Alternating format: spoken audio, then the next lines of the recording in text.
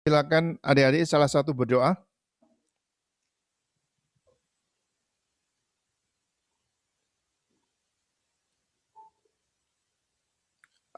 Tolong di-unmute.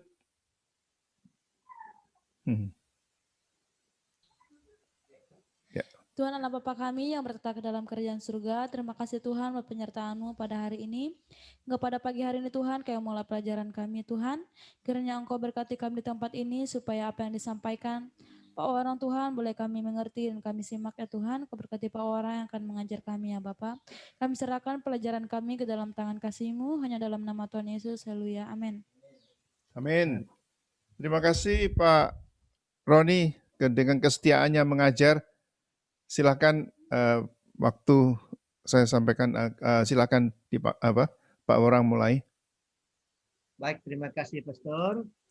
Kita akan lanjutkan dengan materi kita kepemimpinan tanpa batas atau design leadership.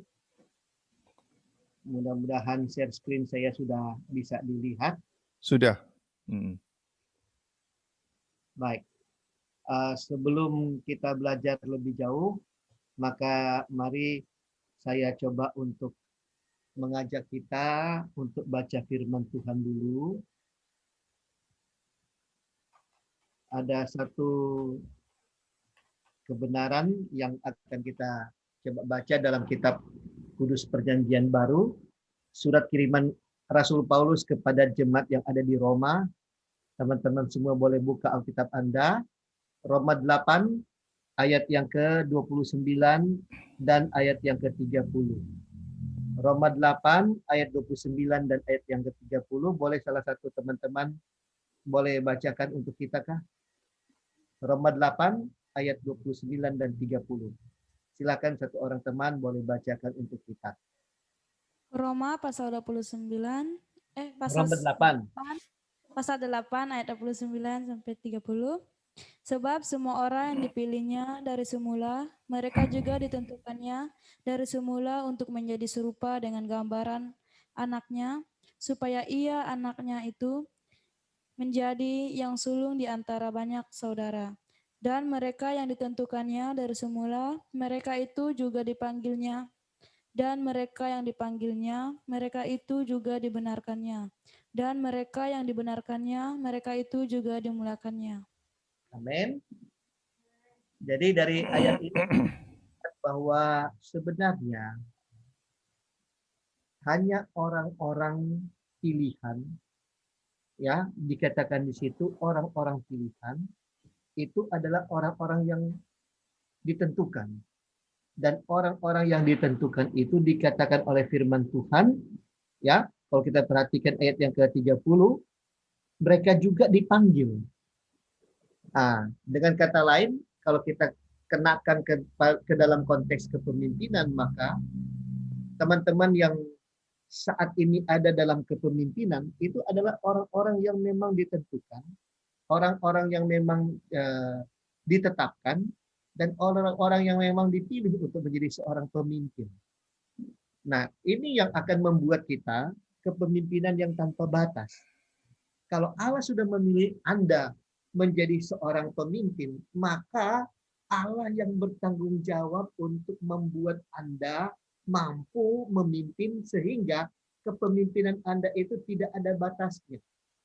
Sampai Tuhan menghendaki atau seberapa lama Tuhan menghendaki Anda menjalani kehidupan di dunia ini, sampai disitulah kepemimpinan Anda. Dengan kata lain, Anda yang terpanggil untuk menjadi seorang pemimpin adalah Anda yang akan terpanggil untuk menjadi seorang pemimpin sampai akhir hidup Anda. Itu sebabnya saya memberikan judul pelajaran kita untuk kurang lebih 3 atau 4 episode yang akan datang tentang kepemimpinan tanpa batas, di mana pada minggu yang lalu kita sudah melihat bahwa no complete authority, no leadership. Ya, tidak ada otoritas yang lengkap, berarti tidak ada kepemimpinan. Nah, di dalam desain leadership ini kita boleh lihat bahwa premis dari J. Robert Clinton yang kita sudah lihat pekan yang lalu, Allah di dalam kedaulatan kehendaknya seperti yang kita sudah baca dalam Roma 8 ayat 29-30, memilih dan menetapkan seseorang kepada pelayanan kepemimpinan. Nah, apapun lini kepemimpinan Anda, ketahuilah Anda sulit jadi pemimpin tanpa dipilih dan ditentukan Allah untuk menjadi seorang pemimpin. Tapi, kalau Anda adalah pemimpin yang dipilih dan ditentukan Allah, mau menjadi pemimpin apapun, mau menjadi pemimpin pada lini kepemimpinan apapun, Anda perhatikan termasuk di bidang misalnya politik, Anda akan temukan kalau Anda adalah pemimpin yang dipilih dan ditentukan Allah, maka tanpa Anda mengurangi maksud saya, tanpa Anda mengurus yang namanya biaya politik, atau dengan kata lain Anda bermain pada ranah money politics, tanpa itu pun Anda akan tetap jadi seorang pemimpin. Kenapa? Karena Allah yang memilih dan Allah yang telah menentukan Anda untuk menjadi seorang pemimpin. Apa identifikasinya? Minggu kemarin kita sudah lihat panggilan Allah akan terus mendebarkan jiwa, menerima penyampaian dan peneguhan Allah, adanya suatu beban besar yang berwujud pada visi kepemimpinan, dan yang keempat, Anda akan menemukan potensi dan kapasitas yang semakin meningkat pada lini kepemimpinan tersebut. Sehingga kita boleh lihat bahwa Tuhan bertanggung jawab untuk mengembangkan potensi dan kapasitas pemimpin pilihannya. Ya, sudah kita lihat ada 5 poin di dalamnya. Pembentukan karakter menjadi serupa dengan Kristus, itu yang pertama yang Tuhan lakukan untuk Anda. Lalu yang kedua, setelah karakter Anda menjadi serupa dengan Kristus seperti yang dalam pembacaan kita dalam Roma 8 ayat 29-30 tadi, maka Anda akan Tuhan bentuk pengetahuan Anda, keahlian Anda, keterampilan Anda untuk memimpin, guna menunjang tugas kepemimpinan Anda. Jadi, Anda harus lihat, kalau Anda mau jadi gembala sidang, misalnya, atau Anda mau jadi seorang bupati, seorang gubernur misalnya, atau bahkan seorang presiden kalau Tuhan kehendaki, Anda cukup cek di sini. Bagaimana dengan pengetahuan yang Anda miliki? Bagaimana dengan keahlian yang Anda miliki? Ada tidak? Menunjang tidak? Ada tidak keterampilan yang Anda punyai sebagai sebuah prasyarat untuk Anda menduduki jabatan-jabatan tersebut? Kalau Tuhan sudah taruh, maka itu berarti Anda siap menjadi seorang pemimpin. Tetapi kalau Anda belum melihat bahwa itu belum ada dalam dirimu, jangan paksakan diri. Nantikan Tuhan terlebih dahulu untuk membentuk dalam diri Anda pengetahuan, keahlian, dan keterampilan. Sehingga ketika Anda maju dalam satu tanggung jawab kepemimpinan, Anda memang terbukti telah siap sebagai pemimpin pilihan Allah. Yang ketiga, Allah juga bertanggung jawab untuk mengembangkan potensi dan kapasitas pemimpin pilihannya dalam diri Anda dengan apa? Dengan membentuk sikap positif untuk diakui sebagai pemimpin kompeten. Ada 2-3 orang, ada 4 atau 10 orang yang mengakui, ya memang kamu punya bakat kepemimpinan. Itu contoh, ya. Yang keempat, ada peningkatan kualitas kinerja dalam kehidupanmu. Yang tadinya mungkin Anda tidak memiliki, sekarang Anda miliki, Anda punyai. Dan yang kelima, pengembangan kuasa kepemimpinan yang semakin hari semakin meluas. Mungkin awalnya Anda memimpin hanya untuk 10 orang. Kemudian Tuhan mengizinkan Anda untuk memimpin 20 orang, memimpin 50 orang, memimpin 100 orang, sehingga Anda akan lihat, Anda, oh ternyata saya sudah mampu untuk memimpin sebuah komunitas yang lebih besar, misalnya kabupaten. Maka Anda akan menemukan Anda menjadi seorang misalnya ketua daerah di gerejamu, bukan lagi gembala sidang, tapi sudah jadi ketua daerah atau ketua wilayah di gerejamu. Itu kalau di urusan gereja. Kalau di urusan politik, Anda sudah bisa menjadi seorang bupati atau seorang wali kota dan seterusnya, ya. Ada peningkatan kualitas kinerja. Ada pengembangan kuasa kepemimpinan yang mulai nampak di dalam dirimu. Nah, sekarang kita lanjutkan dengan slide ini yang tertunda minggu kemarin. Oke, garis waktu umum pengembangan potensi pemimpin pilihan Allah. Ini sebenarnya adalah peta perjalanan bagaimana seorang pemimpin pilihan Allah itu bisa mengenal bahwa di dalam dirinya ternyata dia itu adalah seorang pemimpin pilihan Allah. Ini teori ini diajarkan pertama kali oleh seorang pakar kepemimpinan Kristen yang premis kepemimpinannya kita sudah kutip minggu kemarin, yaitu J. Robert Clinton, yang kemudian dikembangkan baik oleh anak kandungnya Richard Clinton maupun oleh murid-muridnya yang lain, termasuk di dalamnya John Maxwell dan beberapa pemimpin-pemimpin Kristen lainnya yang sudah diajarkan di seluruh dunia. Garis waktu umum pengembangan potensi pemimpin pilihan Allah. Nah, di situ Anda perhatikan ada kotak-kotak, ada 2 kotak. Kotak yang pertama berisi singkatan-singkatan. Kotak yang kedua itu berisi nomor-nomor yang akan menghubungkan dengan yang singkatan tadi. Kita perhatikan kotak yang pertama, FKA, itu artinya fondasi kedaulatan Allah. Setiap pemimpin pilihan Allah itu pasti melewati sebuah dasar, sebuah fondasi di mana Allah berdaulat dalam hidupnya. Begitu berdaulatnya Allah sehingga kita tidak bisa ganggu-gugat. Ada banyak hal dalam kehidupan kita tidak bisa protes Tuhan. Ambil contoh, saya atau teman-teman, ambil contoh saya ya. Saya tidak bisa protes, Tuhan, kenapa saya bukan seorang terlahir di Sumatera? Kenapa saya menjadi orang Manado? Ya, atau Anda perhatikan kulit saya, rambut saya yang sedikit berbeda dengan Anda. Saya tidak bisa protes. Tuhan, kenapa saya terlahir sebagai seorang albino? Tidak bisa saya protes. Karena apa? Karena itu kedaulatan Allah. Dan terbukti, ya, terbukti walaupun beberapa tahun yang lalu waktu sinetron di televisi Indonesia ada yang namanya apa? Ada yang seringkali mungkin judulnya ya Bule Masuk Kampung. Itu seringkali saya kalau kemana-mana baik di angkot maupun masuk di kompleks yang baru pasti teriakin bule masuk kampung, bule masuk kampung, bule masuk kampung. Siapa bilang saya tidak tersakiti? Ya, siapa bilang saya tidak tersakiti? Disakiti. Tetapi saya pernah menemukan kemuliaan Allah dengan kulit saya seperti ini. Ya, pernah saya mengalami di Makassar ketika saya jalan, tiba-tiba teman-teman ya, saya merasakan ada dingin-dingin di pinggang saya. Begitu saya melirik, ternyata sudah ada pisau di pinggang saya.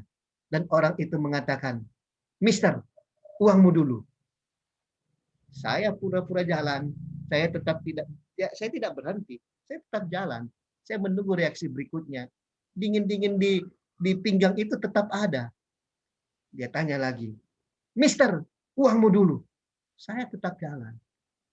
Mister, uangmu dulu. Dia mulai agak sedikit meninggi suaranya. Saya cuek. Saya kemudian sambil jalan saya dengar dia ngomong sendiri. Ini orang Makassar. Dia ngomong, uang bahasa Inggris apa, Di? Saya tetap cuek, saya jalan. Terus dia bilang, sudah cocok nih. Money. Mister, manimu dulu. Mister, manimu dulu. Saya cuek, saya jalan terus. Saya jalan. Sampai akhirnya saya sudah dekat persimpangan jalan dan saya menyeberang. Dan di sana sudah ada angkot. Saya naik angkot. Dan kemudian saya bilang, Teng, Gunung Merapi. Saya dengar orangnya bilang, ke orang Indonesia ini dia. Anda perhatikan, karena kulit dan rambut saya model begini, saya lolos dari namanya penodongan. Nah, ya, jadi Anda perhatikan, fase kedaulatan Allah mungkin Anda tidak bisa terima.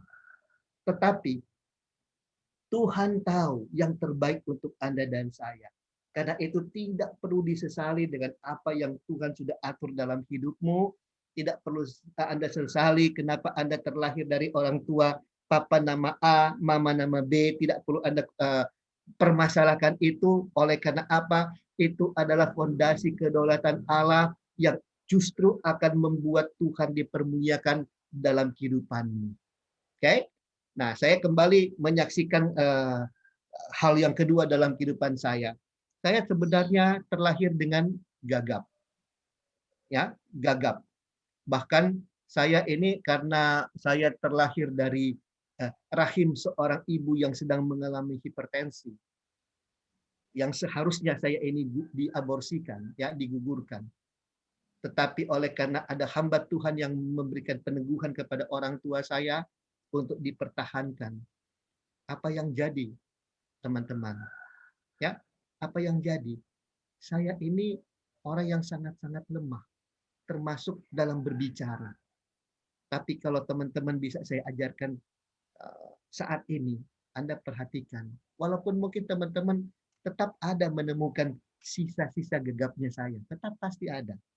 Tetapi Anda perhatikan, Tuhan mengatur demikian indah. Sehingga teman-teman bisa saya ajarkan. Ya, teman-teman saya bisa bagi berkat ini. Nah, karena itu teman-teman saya ingin mengajak apapun kekurangan kelemahan Anda yang Anda sesali. Tuhan, kenapa ini? Kenapa ini saya miliki? Sudah, terima dulu, belajar terima diri apa adanya. Karena itu adalah fondasi kedaulatan Allah. Akan ada waktu di mana Anda menemukan kemuliaan Tuhan di balik semuanya itu. Itu akan membuat Anda untuk bisa bersyukur bahwa betapa indahnya rancangan Amin. Tuhan. Amin. Ya, itu ada dalam fondasi kedaulatan Allah. Fondasi yang kedua, ya, ketika Anda sudah melewati itu, maka Anda akan masuk dalam fondasi yang namanya PHD. Apa itu PHD? Pertumbuhan hidup terdalam. Di sini Anda akan bertemu pertama dengan rancangan keselamatan Allah, ya. Anda untuk kali pertama terima Tuhan Yesus sebagai Tuhan dan Juru Selamat. Disitulah titik perubahan dalam hidupmu, ya. Anda menyesali untuk segala dosa Anda, termasuk Anda mulai mengampuni diri Anda sendiri oleh karena ternyata Anda dulu banyak kurang-kurang itu, ya. Anda mulai menyesali itu dan Anda mulai menemukan Tuhan mulai mengubahkan hidupmu. Ini di fase ini. Pertumbuhan hidup terdalam Anda akan mulai mengalami bagaimana Tuhan memproses hidupmu, bagaimana Tuhan mengubah karaktermu, termasuk yang kurang-kurang itu Tuhan mulai tambah-tambahkan. Anda lihat sedikit demi sedikit kekurangan-kekurangan itu mulai terkikis habis dan Anda baru lihat, waduh, betapa indahnya Tuhan membentuk saya. Ya, itu terjadi dalam pertumbuhan hidup terdalam. Dan yang kedua, dalam pertumbuhan hidup terdalam ini Anda juga akan mulai mengenal yang namanya calling.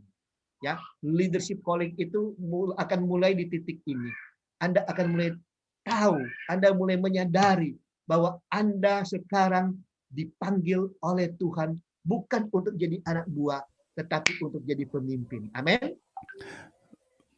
Nah, Pak Borang, itu leadership calling itu terjemahannya apa ya? Supaya untuk adik-adik bisa ngerti. mungkin panggilan kepemimpinan, panggilan seorang pemimpin.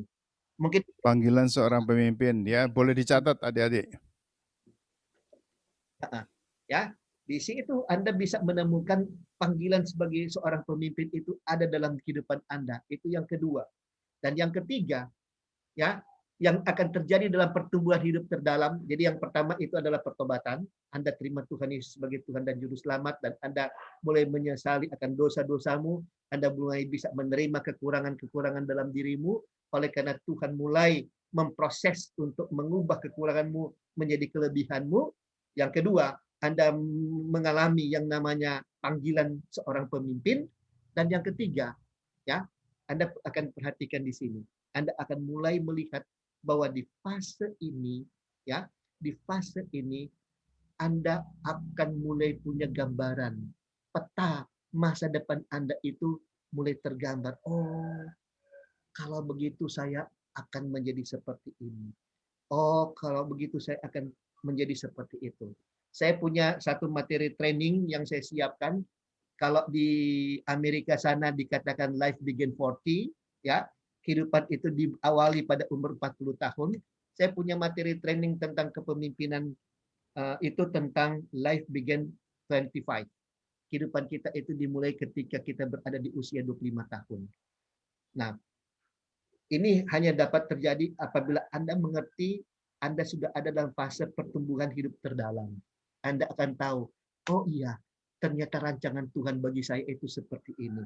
Maka saya harus hidup di dalam rancangan Tuhan, saya harus hidup dalam penetapan Tuhan bagi saya, dan saya akan mulai menjalani tahap demi tahap di mana Tuhan memimpin saya dalam kehidupan saya.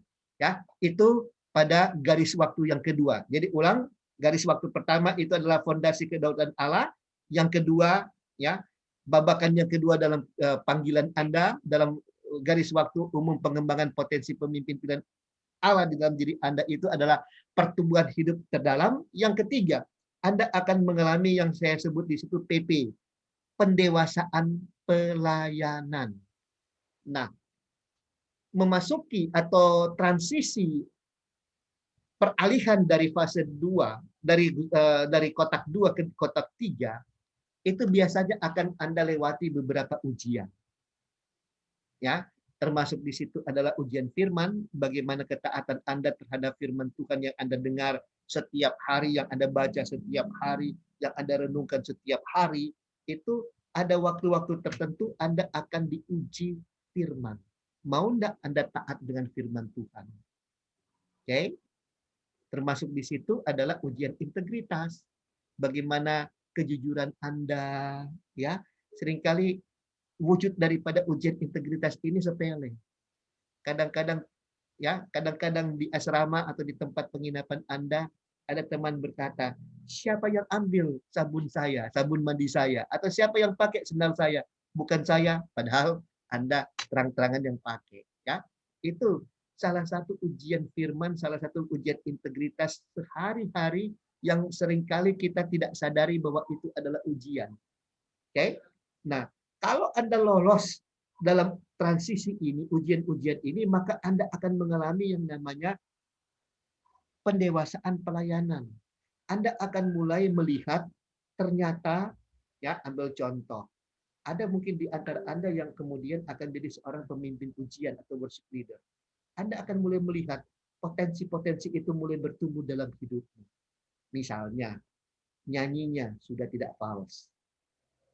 Yang kedua, tadinya, walaupun Anda hanya sebagai singers, walaupun Anda berdiri bersama-sama dengan orang lain, tetapi lutut bergoyang-goyang, ya, gemetaran lututnya, karena grogi. Tapi sekarang Anda menemukan, Anda mulai punya percaya diri. Jangankan jadi singers, ya, Anda nyanyi solo, Anda sudah tidak ada lagi grogi. Bahkan mungkin Anda mulai belajar untuk menjadi seorang worship leader, pemimpin pujian. Itu kalau Anda sebagai seorang pemimpin pujian. Mungkin Anda akan menemukan diri, Anda ini punya panggilan sebagai seorang pemimpin yang suka berkhotbah. Ya, pertama-pertama Anda khotbah, Anda bingung memulai dari mana. Tetapi kemudian Anda mulai menemukan, oh begini toh cara berkhotbah. Sehingga Anda bisa berkhotbah dengan lebih baik lagi, lebih baik lagi, lebih baik lagi. Ya, itu terjadi di mana? Itu terjadi pada fase yang ketiga, yaitu fase pendewasaan pelayanan dalam kehidupan Anda. Tapi Tuhan bekerja bukan hanya sekedar sampai di fase yang ketiga ini. Karena apa? Karena Tuhan akan membawa Anda masuk pada fase yang keempat. Tapi sebelum masuk pada fase yang keempat, Anda kembali akan mengalami ujian-ujian. Baik itu ujian pengulangan, ya, termasuk tadi ujian pengulangan itu seperti ujian firman, ujian integritas, ya, ujian apalagi, ujian melalui pencobaan, ya, pencobaan hidup, itu kembali Anda akan alami. Tetapi ada juga misalnya ujian-ujian itu yang sifatnya lebih pribadi, yang sifatnya sepertinya Tuhan intervensi, Tuhan campur tangan. Maksudnya Tuhan campur tangan itu bagaimana? Anda sudah melihat bahwa segala sesuatu untuk kedepannya itu berjalan mulus. Tetapi tiba-tiba berantakan. Berantakan. Kenapa berantakan? Misalnya, seperti yang saya alami. Saya pernah mengalami. Saya sudah siap begitu selesai S1 teologi, saya mau lanjut ke pendidikan S2 teologi. Saya sudah siap. Saya sudah datang ke kampusnya. Sementara registrasi, tiba-tiba di kampus itu terima telepon. saya dipanggil pulang kembali ke Manado. Saya lanjutkan S2 itu di Makassar. Ya, saya dipanggil pulang ke Manado. Kenapa? Karena ayah saya dipanggil Tuhan. Ya, itu bentuk-bentuk intervensi Tuhan. Ujian iman untuk kita masuk dalam fase yang keempat. Atau seringkali malah Tuhan mengizinkan Anda masuk dalam ujian isolasi. Ujian isolasi ini maksudnya apa? Ujian di mana Anda tidak ada orang lain. Anda ditinggalkan oleh orang-orang yang Anda percayai.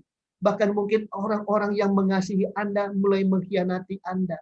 Anda terisolasi. Oke? Isolasi itu juga bukan cuma karena ditinggal oleh orang-orang yang kita kasihi, bukan cuma itu. Tetapi ujian isolasi ini seringkali misalnya terbentuk dalam hal apa? Misalnya dalam hal sakit penyakit yang cukup parah. Sehingga Anda harus bed rest, Anda harus istirahat berbulan-bulan di tempat tidur, berbulan-bulan hanya di kamar tidur, tidak ada siapa-siapa Anda ketemu selain daripada orang di rumah dan Tuhan. Anda terisolasi. Ya, Anda terisolasi. Tapi sekali lagi, kalau ini yang sedang Anda alami, Anda ada dalam track yang benar. Anda ada dalam jalur panggilan Tuhan yang benar. Jangan pernah putus asa dan jangan pernah menyalahkan Tuhan. Oleh karena apa? Ketika Anda lolos daripada ujian-ujian ini, maka apa yang akan terjadi dalam fase yang keempat, Anda akan lihat pendewasaan hidup Anda itu mulai terbangun di dalam kehidupan Anda. Setelah Anda melewati ujian-ujian yang jauh lebih berat dibandingkan dengan ujian-ujian kenaikan fase pada fase-fase sebelumnya. Ini yang harus Anda alami. Tetapi sekali lagi, kalau itu Anda alami, tangkap bahwa ini sebenarnya adalah proses dari Tuhan. Bukan untuk membuat Anda keluar dari panggilannya, tetapi justru untuk membuat Anda ingat bahwa Tuhan sedang proses Anda. Tuhan sedang memproses Anda sehingga kemampuan kepemimpinan Anda meningkat. Nah, ketika Anda ada dalam fase yang keempat ini, Anda akan lihat Anda akan terbukti jauh lebih dewasa dibandingkan di fase-fase yang lalu. Itu bukan cuma Anda temukan, tetapi orang-orang terdekat Anda bisa memberikan kepada Anda pengakuan, wah kamu sudah berubah ya. Puji Tuhan, Tuhan memakai kamu. Oke? Anda perhatikan. Ini pasti Anda akan alami. Nah, setelah Anda melihat bahwa Anda masuk dalam pendewasaan hidup, Anda akan masuk dalam konvergensi. Apa itu konvergensi? Di mana Anda bisa menemukan bahwa semua potensi, semua karunia, semua talenta yang dibutuhkan untuk tugas Anda sebagai seorang pemimpin itu sudah lengkap di dalam hidupmu, bukan cuma bertumbuh, tetapi memang sudah menghasilkan buah dalam hidupmu. Semuanya sudah berhasil. Wah, puji Tuhan. Penggembalaan saya oke. Ekonomi keluarga saya oke. Tidak ada kekurangan di rumah tangga saya. Masa depan Anda sudah tergambar jelas di depan Anda. Apalagi? Ya, misalnya Anda sudah tahu bahwa oh ya, akhir hidup saya nanti akan seperti ini. Mungkin ada di antara Anda di fase ini mulai membuat surat wasiat. Ya, membuat surat wasiat karena tahu sudah akan berakhir kehidupan ini dia. Dia sudah mulai menulis itu. Dia sudah mempersiapkan untuk kematiannya. Dia sudah mempersiapkan untuk akhir hidupnya. Karena apa? Karena dia sudah menemukan potensi-potensi, karunia-karunia, bakat, semuanya sudah sempurna dalam kehidupannya, dan dia tinggal menjalankan kepemimpinannya untuk menuju finishing well dan finishing strong. Ya, apa itu finishing well? Anda akan mengakhiri masa kepemimpinan Anda dengan sangat baik. Itu finishing well. Dan with finishing strong, apa artinya? Anda akan mengakhiri fase kepemimpinan Anda, tugas kepemimpinan Anda dengan kuat, ya, bahwa Anda masih mampu untuk Apabila Tuhan mengizinkan Anda mendapatkan tugas kepemimpinan untuk yang berikutnya, Anda masih tetap sanggup. Itulah finishing strong, ya. Sehingga Anda tinggal lihat, kalau Tuhan masih memberikan kepada Anda anugerah, maka Anda akan lihat, oh kalau saya sekarang pemimpin gereja, oh sekarang saya masuk dan misalnya di kepemimpinan bisnis atau di kepemimpinan politik. Tuhan memberikan kepada Anda perluasan ruang lingkup kepemimpinan Anda. Kalau Anda bisa menyelesaikan finishing well, finishing strong, dan Tuhan masih memberikan kepada Anda anugerah kehidupan. Sehingga fase yang keenam dalam kehidupan Anda sebagai pemimpin pilihan Allah, Anda akan masuk di dalam perkembangan penuh. Nah, ini yang sebenarnya kalau dalam orang Indonesia, inilah yang sebenarnya dimaksud dengan pensiun. Pensiun itu bukan berarti Anda masuk pada usia tidak produktif. Bukan. Ya, pensiun itu sebenarnya berarti Anda masuk dalam fase menikmati.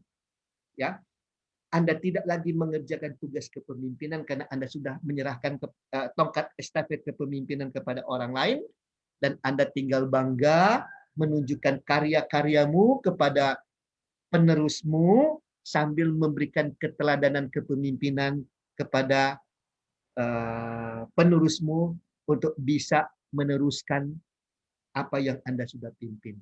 Saya yakin tidak ada gembala yang mengharapkan ketika dia pensiun jemaatnya hancur. Itu sudah pasti. Begitu juga seorang pebisnis tidak akan mengharapkan ketika dia pensiun maka bisnisnya akan runtuh. Dia pasti pengen sebelum dia kembali kepada Bapa di surga, dia bisa menikmati orang lain meneruskan kepemimpinannya secara baik dan benar, dan dia akan menikmati hasil perjuangannya itu. Ya. Nah, ini 6 garis waktu yang akan dilewati oleh seseorang pemimpin pilihan Allah, di mana dia boleh menemukan melalui 6 fase ini, Tuhan terus mengembangkan potensi kepemimpinan di dalam diri orang itu. Ya, di dalam diri orang itu. Baik. Slide kita sudah berakhir. Mari, mungkin kalau ada teman-teman yang ingin berdiskusi khusus untuk garis waktu umum pengembangan potensi pemimpin pilihan Allah ini, pasti banyak hal-hal menarik yang akan kita diskusikan. Karena itu saya persilakan kalau ada yang akan didiskusikan, tapi saya serahkan dulu kepada Pastor David. Silakan. Pak Roni, apakah presentationnya ini bisa diberikan kepada kami supaya kami bisa bagikan kepada adik-adik kita? Boleh, boleh. Nanti sebentar selesai ini saya kirim by WA ke Pastor. Iya, ya.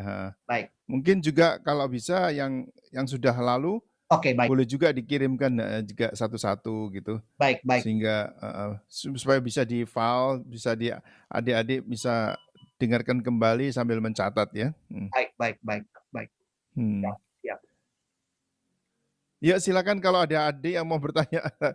Tapi memang pelajarannya cukup sulit sehingga mungkin perlu dicerna lebih dahulu itu. Ya, makanya saya berikan waktu yang cukup panjang untuk diskusi. Iya, iya, iya.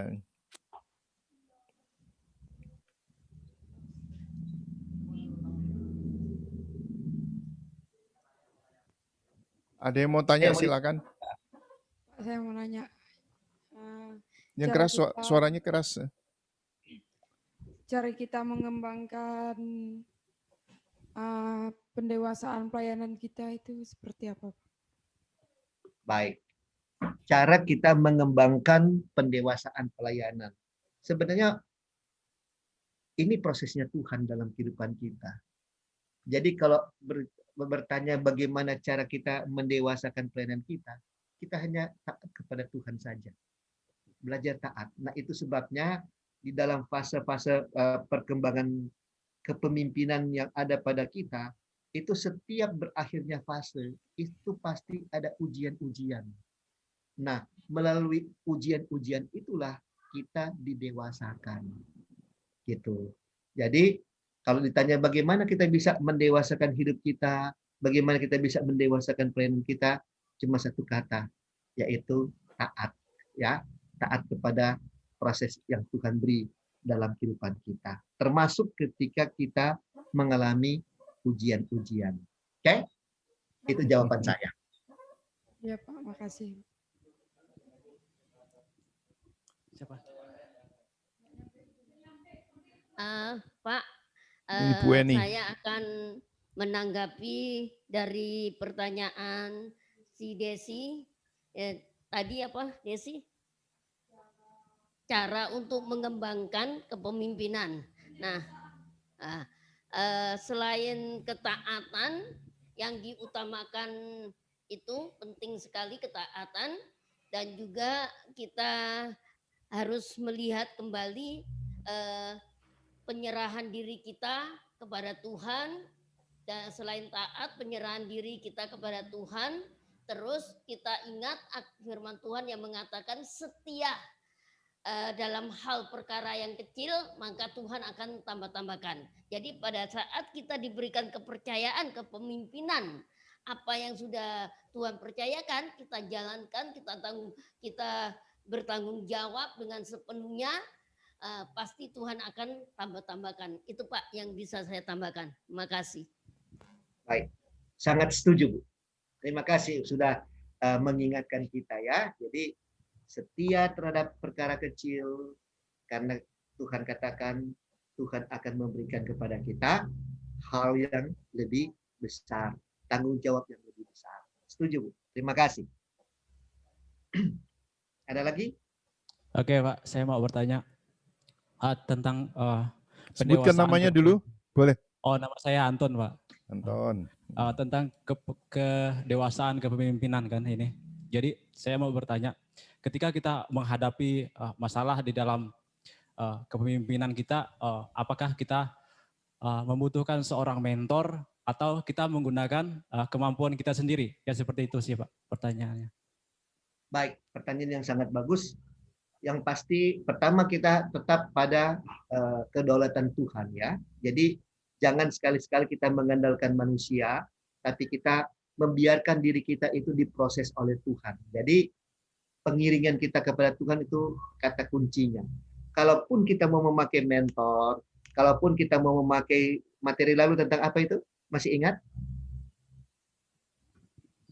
Accountability partner. Kalaupun kita mau pakai accountability partner atau kita mau pakai yang namanya fatherhood, motherhood, atau brotherhood, sisterhood, silakan. Karena itu alat di tangan Tuhan dalam mendewasakan kita. Tapi itu bukan segala-galanya. Tetap kita didewasakan oleh Allah sendiri. Ya, itu jawaban saya. Saya mau tanya Pak, Silakan. Ini langkah-langkah ini tidak berlaku untuk semua pemimpinnya. Sebab ada pemimpin-pemimpin yang udah gede sekali tapi ternyata dia tergoda sama harta, sama wanita, kekayaan yang luar biasa, rumahnya lebih besar daripada White House, pesawat terbangnya pribadi. 2, gimana ya?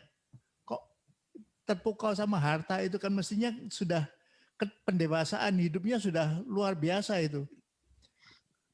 Ada yang ketangkep main perempuan dan segalanya itu. Kok masih bisa ya? Kan mestinya sudah nggak ada ini setelah didewasakan ya. Tidak berlaku untuk semua ya. Baik. Terima kasih. Pertanyaannya sangat menarik. Sebenarnya kalau Pak mempelajari teori dari J. Robert Clinton ini, garis waktu umum pengembangan potensi pemimpin pilihan Allah dalam kehidupan kita, ini sebenarnya merupakan hasil pengkajian Pak Robert Clinton terhadap tokoh-tokoh pemimpin dalam Alkitab. Oh, dalam Alkitab, bukan dalam dunia nyata ya? Itu observasi awalnya di situ. lalu kemudian dia coba masuk ke dalam marketplace. Gitu. Dan dia menemukan, dia menemukan 6 fase inilah dari hasil observasinya baik kepada pemimpin-pemimpin Alkitab maupun pemimpin-pemimpin marketplace. Nah, apa yang Bapak tanyakan, bagaimana dengan pemimpin-pemimpin yang sudah dalam tanda petik hebat, ya, dalam tanda petik ya, hebat, tapi kemudian dia jatuh. Salah satu faktor adalah oleh karena biasanya kita sebagai seorang pemimpin maunya cepat selesai. Sehingga banyak di antara kita yang suka mengambil jalan-jalan pintas.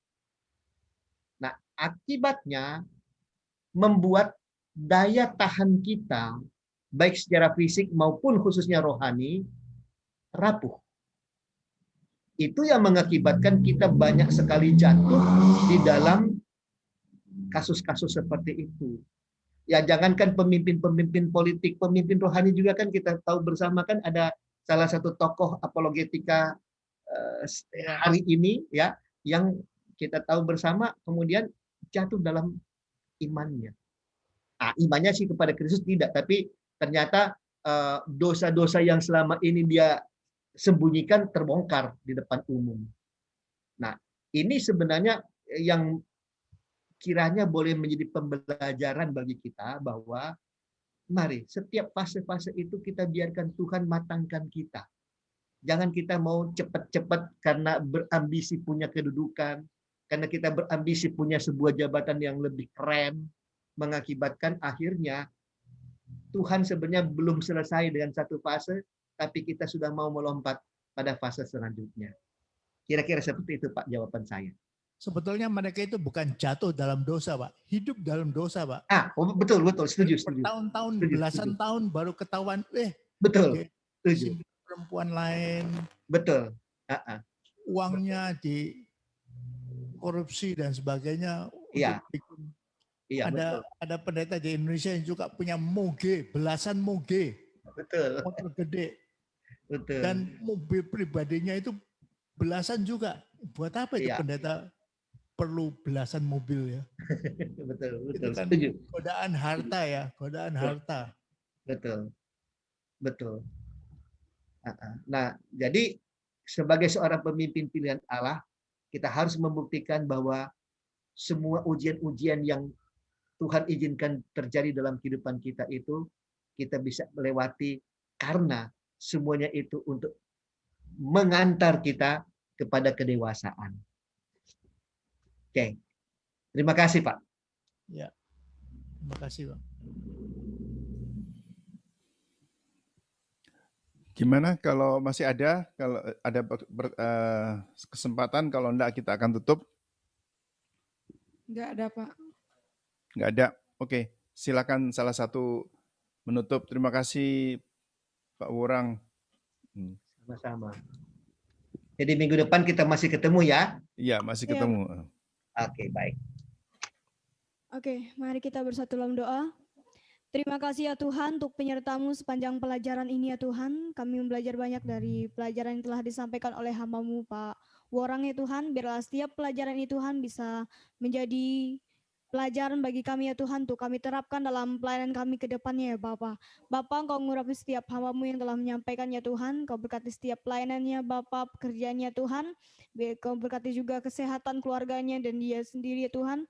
Bila campur tangan-Mu Tuhan selalu menyertai setiap keluarga dan Pak Worang ya Bapa. Bapa, kami akan mengakhiri setiap pelajaran hari ini. Kami tutup semuanya hanya di dalam nama Tuhan Yesus kami berdoa ucap syukur. Haleluya. Amin. Amin. Amin. Terima kasih semuanya. Selamat siang adik-adik. Siang, God Pak. bless you semuanya. Bye-bye. Terima kasih Pak Roni. Terima kasih Pastor.